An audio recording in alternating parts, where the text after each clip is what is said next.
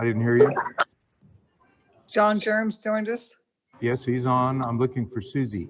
I didn't see her on the participants list. Hey there. Yeah, How are you? fine, thank you.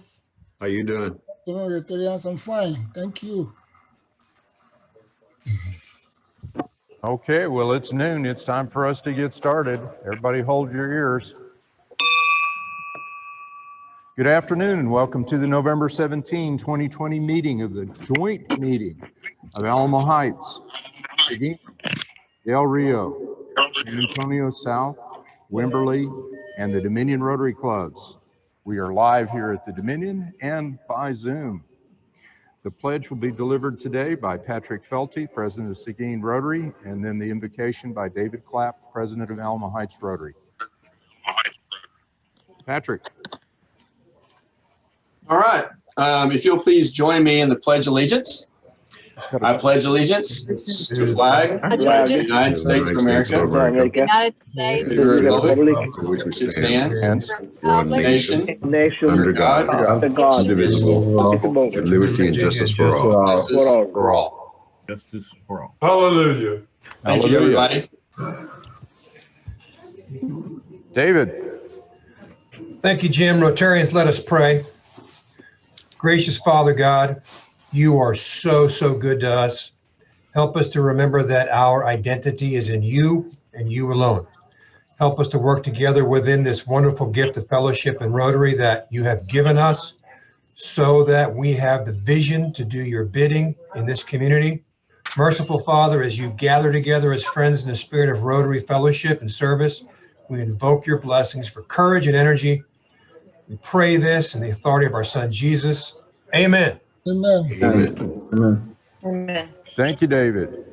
Okay, now we're going to have a quick roll call of the clubs that are present. First, Alamo Heights. Jim, the Alamo Heights Rotary Club is present, the only club in the world that sponsors Alamo Heights Night, which, by the way, is in April of 2021. We hope that you're all going to attend. Super. Seguin Rotary. Seguin Rotary Club is here and present. We have several of our members online, so thank you for the opportunity. This is a great meeting, and we're really looking forward to it. Thank you. Super. And the Del Rio Rotary Club. Del Rio Rotary Club is present. San Antonio South. San Antonio South is here, 62 years and going strong. Good. And Wimberley. Hattie.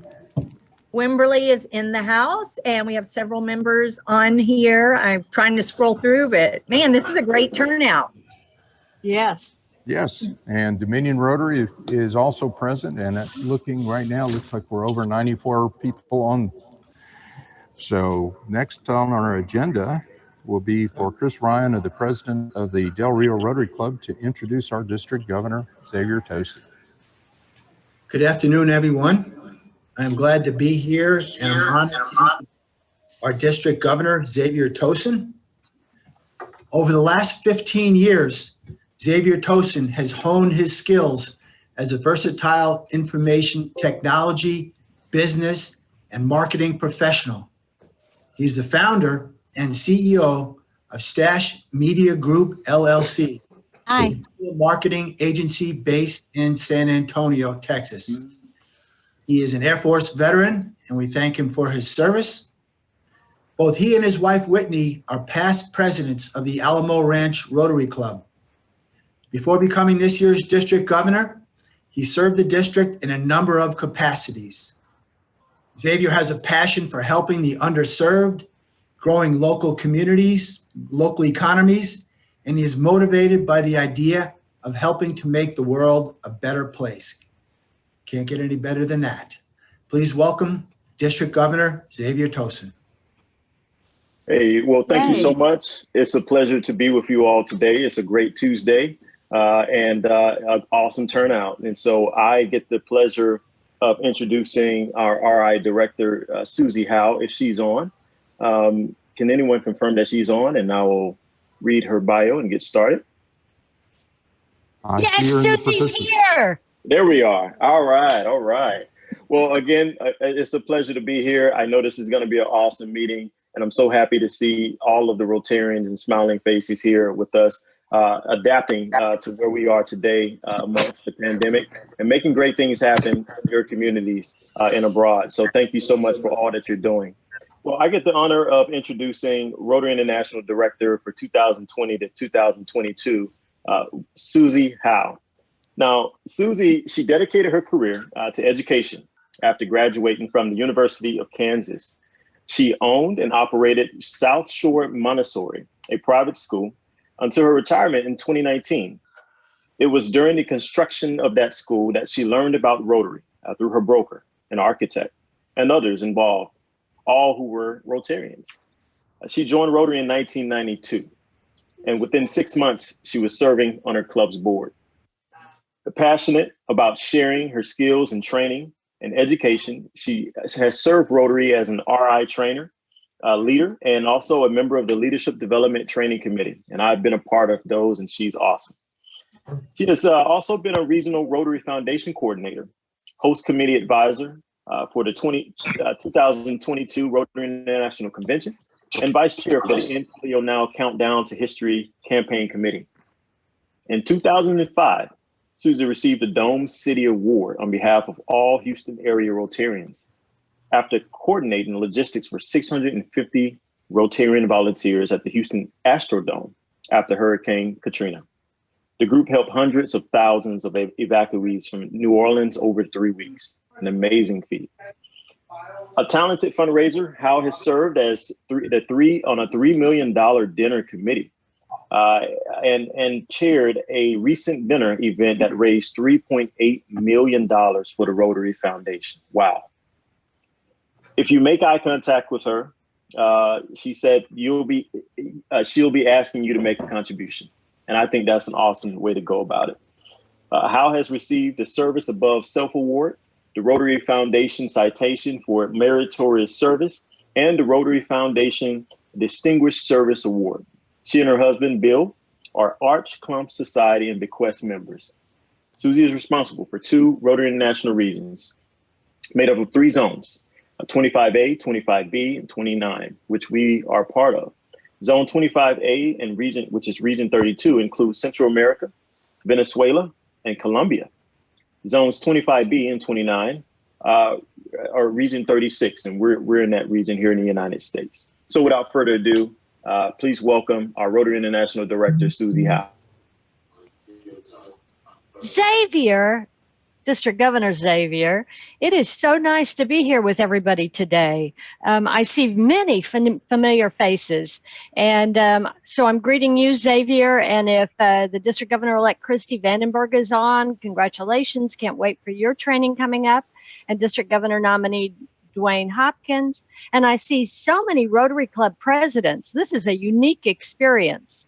Thank you so much for including me. And thank you all for your contributions to the Rotary Foundation. You see me?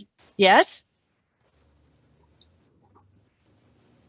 So thank you all so much for your contributions to the Rotary Foundation, especially polio. Thank you for the ones who have given last year. Thank you for the ones that have given this Rotary year. And those that haven't given, I'm not giving up. So I need you to respond with waving your hand if you can answer this question or you recognize the question. So hopefully you've got your screens on because I'm going to scroll across. How many of you have either had polio, had a member with polio, or a friend or neighbor with polio? Please wave to me. Yep. We know polio, especially we Rotarians, because we work to eradicate polio. How many of you remember 30 years ago when we promised the children of the world that they would be polio free?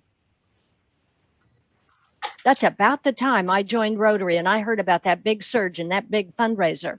So the number of wild polio cases has declined more than 99.9% from 350,000 in 1985 to 2019. So let me share with you why I became interested in polio. The Rotary End Polio Now Challenge. Many years ago, a past district governor from my own district said, when he returned from an National Immunization Day, Suze, we can never eradicate polio. He had seen the living conditions and understood how the challenge would, what the challenge would be to stop this dreaded disease. Well, that's just the challenge I needed. When I was asked to serve as the Zone in Polio Now coordinator, like Chuck Mason here for our zone, I said, sure, bring it on. So the first year we exceeded the goal to meet the Bill and Melinda Gates Challenge to end polio now. We did so well that we doubled the goal. Then twice as many children could be immunized. So let me share you why I understood that it was important to eradicate polio. I had a neighbor girl who had polio. Jenny traveled by wheelchair or crutches in a van equipped to handle her and her wheelchair. I saw how she struggled to do so many things that you and I would take for granted. Her family built an in-ground swimming pool. So because parents didn't want her in the public pool. So they built their own pool with a ramp and she could just roll right into the pool in a special wheelchair. Her parents did that because she was not welcome at the swimming pool. They didn't want their children to catch polio from her. When the family owned a horse and they would enter it in local equestrian contests, they decided that they would get a special horse for Jenny so that she could also enter the contests with special equipment and a horse specially trained. I watched what the family did to make her successful in our community. And this is just one family of so many that had polio in the 1950s and 1960s. And then there were so many more families since that time, but the numbers go down every year because we want to make sure that children all over the world are immunized. It is not enough that we immunize the children in our own country, but in neighboring countries as well. No, you and I want to immunize every child. As long as indigenous wild polio transmission continues anywhere in the world, the risk of the international spread of polio virus remains. So you and I want to be on the winning team. If you or your club gave last year, thank you. And thank you for this year. How much should you give? I can't tell you how much to give. Do what is in your heart. I am asking the district governor-elect, and the district governor nominee to give 20% of their district designated funds to polio, to eradicate polio. Why? Because sometimes we have money left over and it just sits in the bank, not immunizing any children. We ask each club to give $1,500 to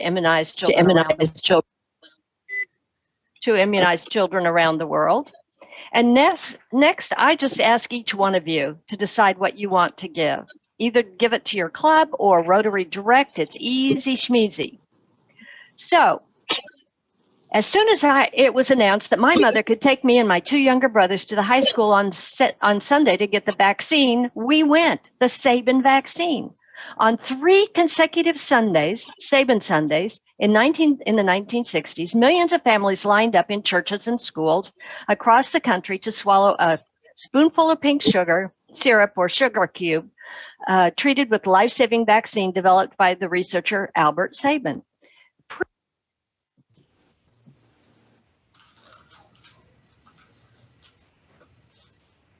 Previously, Sabin tested the vaccine on his wife, his 2 children, and his neighbors, and 80 million people around the world.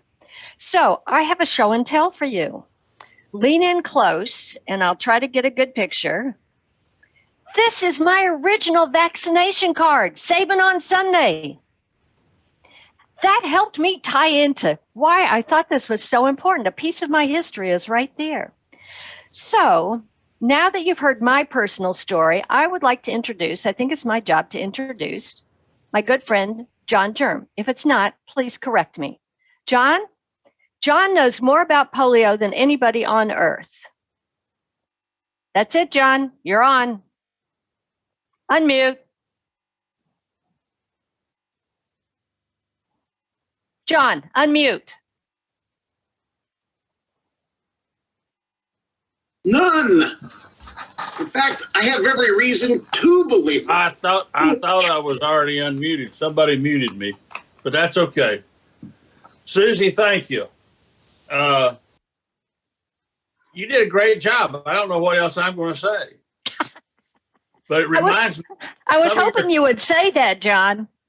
Some of your comments reminded me of a story. And, I think in these times that we're in right now, we need all the stories and the things that we can do to liven things up. And I'm not going to talk about knee surgery because they've been talking about that for about 15 minutes. And they've convinced me that I don't ever want to have knee surgery. But how many of you, and as Susie says, wave your hand, how many of you remember the name of the Sherman brothers? You remember Chitty Chitty Big Bang Bang? Do you remember It's a Wonderful World? Well, the Sherman brothers are the ones that were musicians that did a lot of the stuff for Walt Disney. And they were having a brain dead thing, and they couldn't think up the new song that they were going to try to write for Walt. And so they, one of the boys' son went to school. He's about 8, 9 years old. And he came back, and the father said, well, how'd you do in school today? And he said, well, I think I did okay. He said, but I got polio today. He said, what do you mean you got polio today? He said, well, they had that little bit of sugar cube and they put the medicine on it, and I took the polio drops. So there you go. That was the next song that they came out with. A little bit of sugar makes the medicine go down. So polio not only is involved in all of our lives, from the fact that I remember when I couldn't go to the swimming pool, I couldn't play with kids. All of us can tell those stories about how devastating it was. And my father had polio. He didn't catch polio until he was 56 years old, but he ended up with polio. And so the doctors told him he would never walk. Well, he did, because he was persistent and he was not going to take no for an answer. And that's how we did in polio.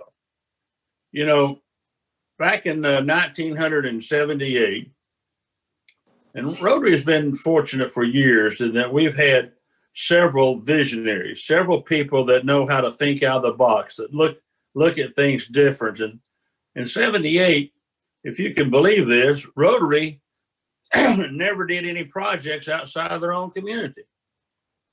It was always, what could we do within our community? I say I didn't even join Rotary until 1976, so I couldn't even spell it and know what it was. So the idea, though, came from a man by the name of Sir Clem Renoff, who died this year. And Sir Clem read about smallpox being eradicated. Now, many of us can remember about smallpox being eradicated. And he asked a question: is there something of this magnitude that Rotary could do, but not just in our community? It took a long time for Rotary to agree that they would. Through John Sever, who is still on the International Polio Plus Committee today, knew Dr. Sabin, and he knew that he could, so he called him and said, yes, you can eradicate polio, but it's going to take money, and it's going to take people that's involved in it, and it's going to be a long-term commitment. Rotary debated that for a while. The second call, after he got that call back from John Sever, he called a man by the name of James Bomar. James Bomar was from Shelbyville, Tennessee, and he was going to be the president in 1979-80. And Sir Clem said, if we start this, are you willing to continue it? And Jim said yes, that he would. So they had a 3H program, Health, Hunger, and Humanity. They put up $760,000 after a little debate and everything, and decided they would accept proposals from around the world about eradicating polio in a geographic area. Well, the Philippines is fairly isolated to a degree. They had the best proposal that came in. There was a proposal from Mexico. There was another proposal from the Philippines and a couple other places. But they had the president of the country, the health minister, the Rotarians, a man by the name of Benny Santos, who was very involved with Rotary. So guess what? Rotary said, we'll give you the $760,000 to vaccinate 6 million children in the Philippines. James Bomar went to the Philippines to put those 2 drops in a child's mouth. I have a drawing downstairs that I was given when I was president of Rotary of a boy with crutches and a little girl. When Jim Bomar was putting those drops in a child's mouth, and he was in my district when I was governor, he told me that he had a pull on his pant leg. He said, I didn't want to look down because I was afraid that I was going to spill that medicine. But he said, when I got through, I looked down and there was a crawler. Now, some of you that have been involved with people that have been paralyzed, or you've been involved with a National Immunization Day or something, you've seen pictures or have actually seen, as Susie had said about when she got into Rotary, about somebody that was a crawler. That crawler was a little boy. And he pulled on Jim's pants, and Jim tells the story that he said, the little boy looked up at me and says, thank you, mister. That's my sister. She will not be crippled as I am. So that's what we're all about. We're all about saving children's lives. This is a vicious, vicious virus because it attacks people mostly 5 years and younger. The vulnerable, the children. That didn't deter Rotary. Rotary succeeded in that project and went to the World Health Alliance in 1982. Had an appointment. General Secretary goes over, Rotarians go over. Would you believe that the World Health Alliance would not let Rotary in the room? They said, you're a non-governmental organization. We don't work with non-governmental organizations. They said, you don't have the money. You don't have the stability in your organization because you elect your leadership every year. Did that deter Rotary? No. What Rotary said, okay, how much does it cost to do this? And the decision was made that it was going to cost about $120 million. Bill Sargent was the chair of the International Polio Plus Committee for about 14 years. And I asked Bill one time, I said, Bill, how did y'all come up with $120 million? And he said, there's 120 million children under 5 in the world. And it takes about 60 cents in order to protect that child. So that would give us a little extra money.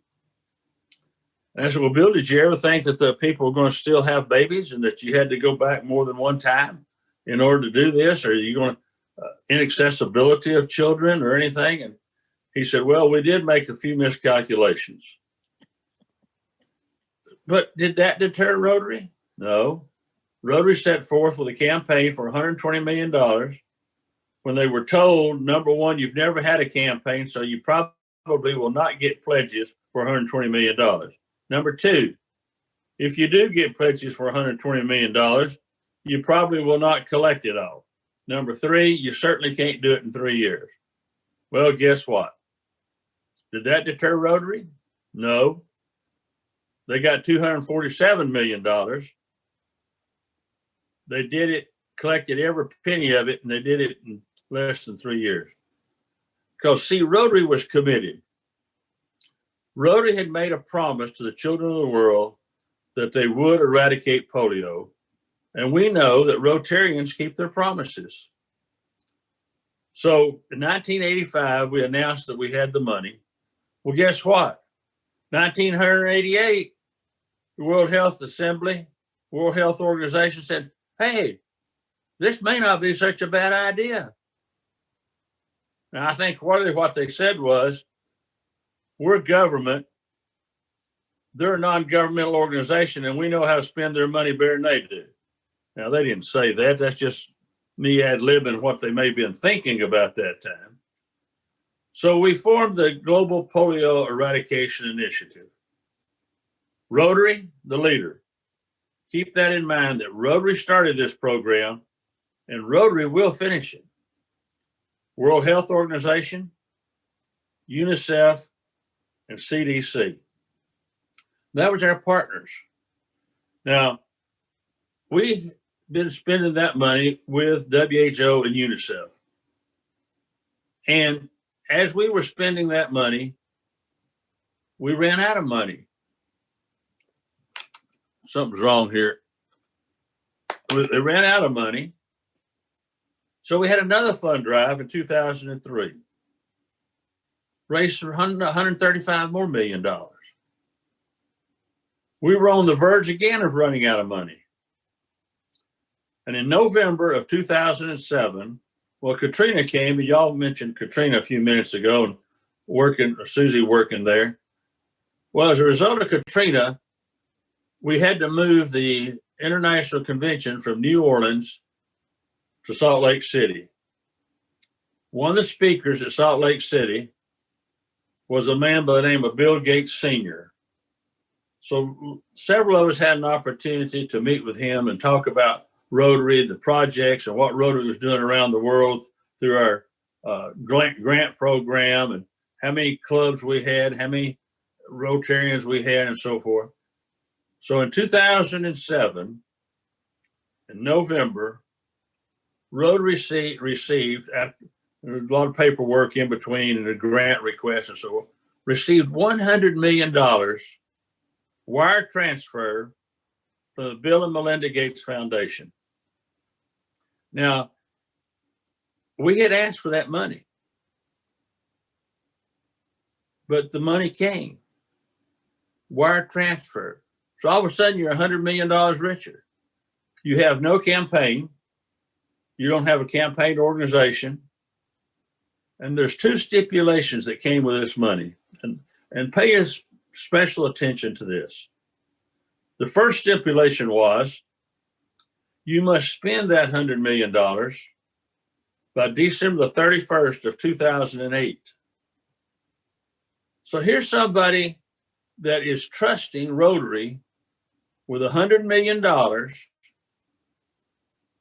that they're going to spend by December the 31st of 2008. Second stipulation, I want you to raise $100 million by June the 30th of 2010. Now, is that not somebody that's got confidence in Rotary? Is that not somebody that's got trust in Rotary? Well, guess what? We took the money. Certainly wasn't going to give it back to him. Spent the money and set out about raising funds. We were about halfway through when the Gates Foundation said, "You're doing really well. Why don't we give you another $150 million if you'll agree to raise another 100? Well, I wasn't going to tell Bill Gates no. And I'm not sure any of us would, because you see, we had made that commitment to eradicate polio, and we know that it takes money in order to do that. Not only did we raise the 200 million, we raised 228.7 thanks to you. Several of you were involved. You made your own personal contributions. You talked to the club about making a contribution. You had fundraising efforts to raise money strictly for polio, while still doing your community work and your grant work. And that's what Rotary is all about. So yeah, we raised 228.7, and we took on another partner, the Bill and Melinda Gates Foundation. So now then, the GPEI has expanded to include the Bill and Melinda Gates Foundation and an organization called Gavi, which is a global alliance for vaccines. And they're participating with us. So you see, we have come a long way. Susie said we started out with over 1,000 cases a day, 125 countries. But you know, Eleanor Roosevelt once said, the future belongs to those that believe in the beauty of their dreams. Our dream, your dream, my dream, Rotarians around the world's dream, governments around the world that have joined us, believe that we can and will eradicate polio.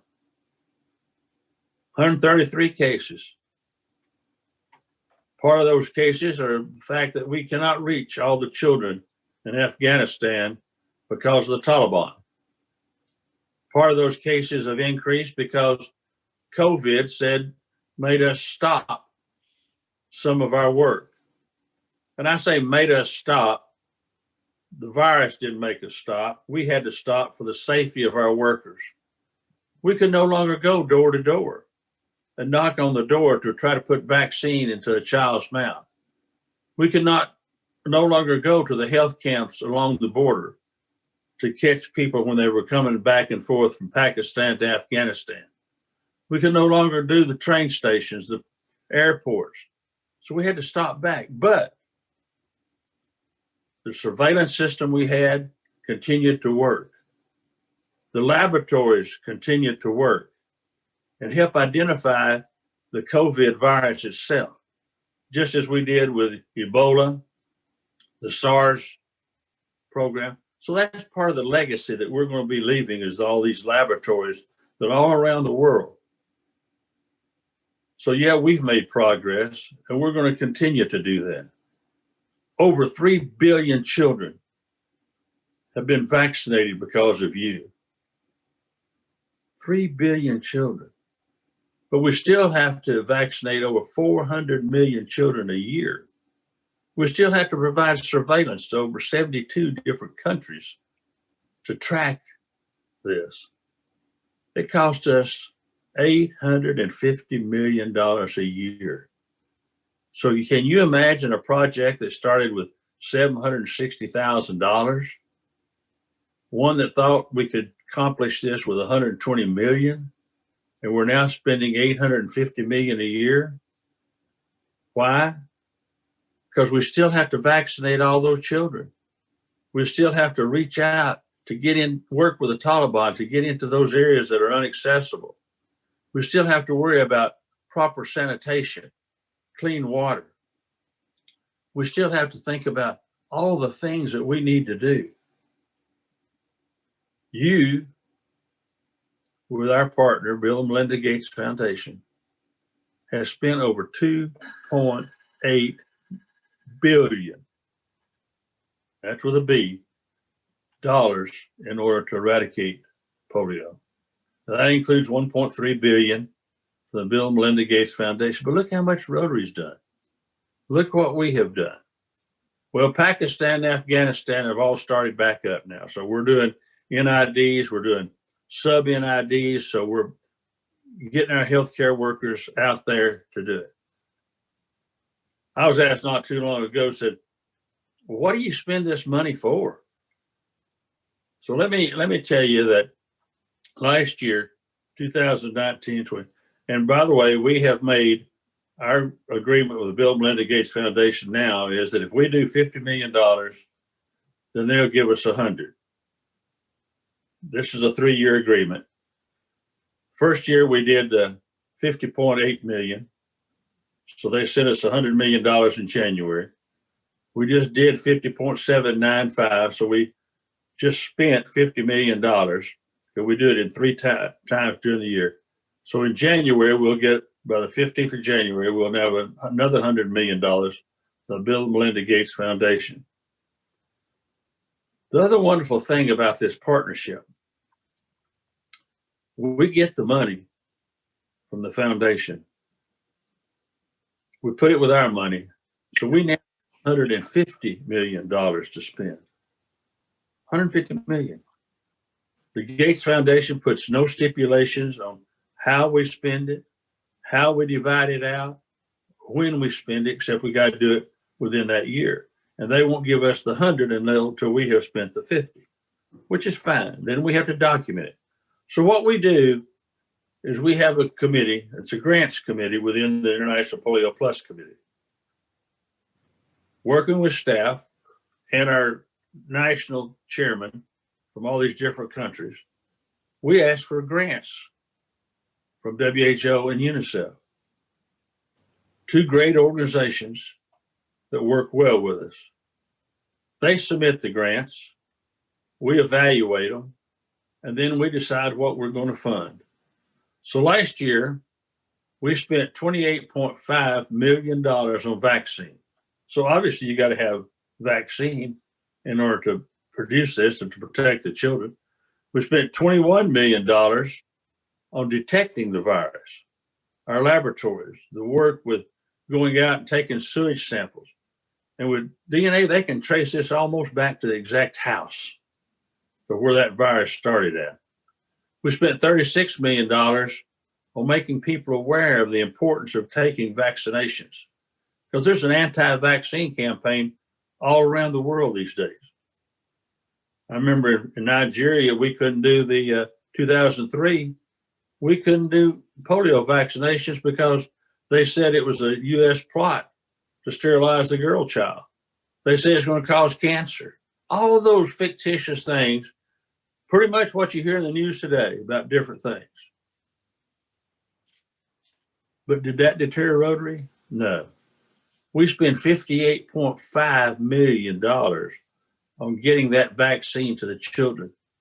We had over 1 million women healthcare workers, because in a lot of these countries, a male can't go into the house. So we have these healthcare workers. They work 12 hours for $25. You know, they're not high paid people, but you have a lot of them out there doing it. So we're the organization that started it. We're the organization that's going to finish it. You got a man living in Dallas, Texas. His name's Paul Alexander. When I was the president of Rotary, I was asked, would I go meet with Paul Alexander? That he was an individual with a major donor, very active with Rotary, but he wasn't able to come to the meeting. So I said, sure, we got some time. Let's go see Paul Alexander. Well, Paul Alexander, we got there. The house was what I call a shotgun house. You could look in the front door and you see all the way out to the back. Grass needed cutting, but we went in. Paul Alexander lives in an iron lung. He's a Rotarian. He's a major donor. He does wills and he does codicils and he does other things. He uses a ruler with a stylus on one end, taped to it, pen on the other. He flips it around with his tongue. He's still alive today. And he said, I said, after several minutes of conversation, about an hour or so, I said, Paul, is there anything we can do for you? And he said, well, I just wish Rotary had been around when I got polio or before I got polio. And he was so thankful for what Rotary was doing. He said, you see this collar around my neck? I said, yes, sir, I do. He said, if it leaks, I die. He said, hear that pump running down there? And I said, yes, sir. He said, if it quits working, I die. And that reminded me of a lady from Jackson, Tennessee. She lived in an iron lung, lost power during a tornado. They couldn't get the generator started. She died. So I called a Rotarian, Glenn Vanderford, that I knew in Jackson, Tennessee. And I said, Glenn, whatever happened to those parts from that iron lung? He said, oh, they're still in Jackson. We still got them. I said, well, you be sure that you hold on to them. So anyway, there again is an outreach of Rotary. Those spare parts that were taken off there and her extra collars and stuff for the pump are in Dallas, Texas. That was in 2016. Paul is still alive today because of Rotary. Just think of the 19 million people that are walking today because of you, because of Rotary and our partners. So Susie said, thank you for what your contributions have been. Thank you for your contribution to help make this project feasible. But there are some things that you can do to help us. Number one, as Susie said, talk to the districts. Use your influence to talk to the district, say, give us that 20% DDF. You know, if you give that money off the top, you don't have to worry about how you're going to spend it, do you? You know exactly how it's going to be spent. So do that. We had like 45% of our clubs last year that gave that 20%. Talk to your club. Ask your club to give $1,500. Have a virtual fund drive. There was one club out in California that did a wine tasting program virtually. There's a black tie gala dinner virtually. You can do those type things by just thinking out of the box. Our district had an individual a year ago that came up with the idea. He's a brand new Rotarian, Dunkin' Donut. I don't know if you have Dunkin' Donuts in your area or not, but I suspect you probably do. He decided that he would make a donut in the shape of a finger. And he decided he'd put purple icing on the top of that donut to indicate purple pinky, which is what we do when you put the vaccine in a child's mouth so we know that they've had the vaccine. That year did $50,000. This year, we expanded it to 4 districts with the Bill and Melinda Gates Foundation match, the district match from Miss DDF, clubs matching money, $1.2 million. All you had to do, he furnishes the donuts, he furnishes the labor, he turns in all the points for you and everything. So simple project. $2 a donut, 10 in a box. You can give them to schools. You can give them to nursing home, even with COVID like this. Some people will tell you that, well, don't worry about it. We don't have polio. We didn't have COVID either, did we? But look what COVID has done to this country and all around the world. Polio can do the same thing. Polio can do that if we do not get that last bit done. So you can advocate, you can talk to your neighbors, you can talk to people and say, you know, we got this fantastic program. Can you help us with it? And here's what it's going to do. You know, we have less than, 9% of Rotarians that give any money to eradicate polio. Well, I believe unless you give your own money, you shouldn't ask anybody else to do it. So you got to be committed to this. Bill and Melinda Gates are very committed to it. For the last 10 years, Bill Gates, with his own money, and I've seen him several times in different countries where he is there personally talking to people, advocating for Rotary, talking about polio. For 10 years, he's been working on what we're calling a novel polio vaccine. It helps us to prevent vaccine-derived cases. Just this week, last week, we got an early release notification from WHO that this new oral polio vaccine is going to be delivered. They're made, stockpiled. So we're going to start using the novel polio vaccine. We also got a new polio director from WHO. His name is Adrian O'Leary. who used to be with UNICEF, is now heading up Michael Safran's place because he retired. So you see, we're making progress, but we can't quit. We cannot quit until we are 100% through. And it takes 3 years after the last case, 3 years to get certified. In August of last year, Nigeria was certified free. The whole continent of Africa was certified free. People thought that would never happen, but it did because of Rotarians. So Bill Gates made a comment just not too long ago, said, fighting a disease is like fighting a fire. It's not good enough to get part of it. You got to get it all. And Rotary's commitment and pledge to the Global Polio Eradication Initiative will be the leader, the initiative that helped gets us across the line. We started it. We need to finish it. And if we want a polio-free world, it's up to you and it's up to me. We will only be successful if we make our own commitment and agree to protect the most vulnerable individuals in the world, the children. So thank you for letting me be with you. I wish I could be there in person, but obviously we're not traveling anywhere besides from this office to upstairs or wherever in my own home. So thank you very much. I appreciate this, what you've done, what you're doing, but more importantly, thank you for what you're going to do to help us reach our goal.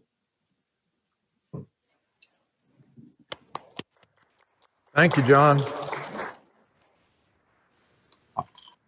One of the traditions with the Dominion Rotary Club is that we donate a book to one of the elementary schools where we have Early Act in the elementary school. And so we'll be donating books in both your name, John, and Susie, both to Leon Springs Elementary and to Alley Elementary. We have a few minutes. With as many people, I'm hesitant to do this, but why don't we just put it open for, say, 5 or 10 questions and see what people would like to know about. Pat, if you could help me, because I can't see everybody. But if you want to ask a question, if you would unmute or raise your hand, and we'll call on you. John, this is Buzz Griffith, Alma Heights Rotary. Hey. How are you? I'm doing fine. How are you doing? Thank you for being with us today and for enlightening us on the things that you have knowledge of regarding the polio.